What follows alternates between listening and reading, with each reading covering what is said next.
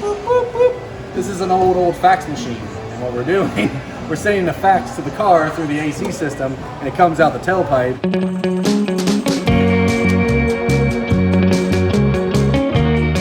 we're doing is we're going to perform an air conditioning service on this Toyota 4Runner before the customer goes to somewhere in the desert where it's hot, real hot. Over time, even though the fluid and refrigerant isn't supposed to like condense and leak out, like it can just kind of eventually just go away for some reason. Whether or not you have a leaky Schrader valve in one of your charge ports or something like that. Usually it's something along the lines of that, where there's a little bit of a leak and eventually it just kind of drains out, and then you notice it just because your AC isn't blowing as cold as it used to, or one vent will blow cold and one vent won't.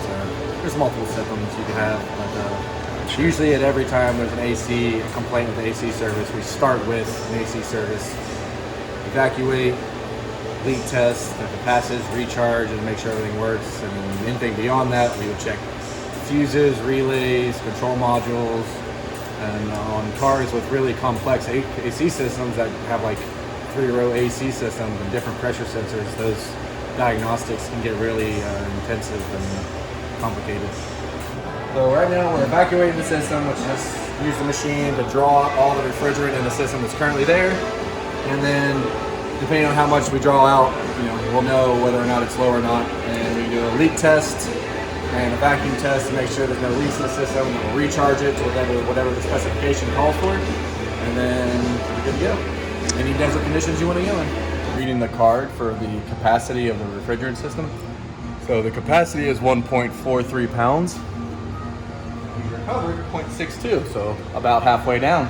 It was low. And what we're going to do now is we're going to do a little vacuum test, which will apply vacuum to the system and suck out all, vacuums the system so there's no air in it.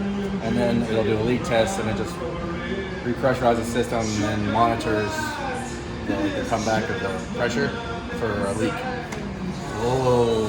Woo. 0, 1, 4, 3. Start. Now it's going to charge the AC system. With all the prompts on there, we'll disconnect the high side, start the car, turn the AC on full blast, we'll equalize the hoses, then we'll disconnect the low side, and that's it. That's all she wrote. And called her. Usually when your service is done, it's about 49 to 52 degrees at full blast. So nice and cold. Now it's cold. Than it was.